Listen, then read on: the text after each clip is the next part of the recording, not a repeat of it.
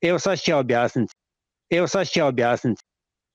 objasniti. Sarbus lajči, gledaš moj šešir, to pravo iz Indiju, jeste, to poslala meni moja teča. Njegova tata i moja tata, to dve rođena sestra.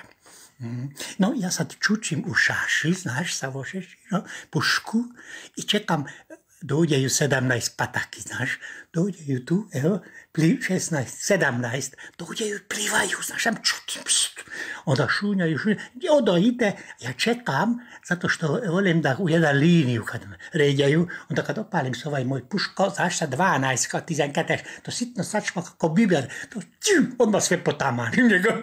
Sad čekam, onda šunjam polako, kroz vodu, tako do ovde, zaronim skroz, samo jedan oko napoje, to derez ga po meni, kao ono malo krokodil, kako zove, oligator, jeste, kao oligator, izađem s puškom, dum, opalim, 9 patke odmah pao je mrtvo, ovi 12 predao je.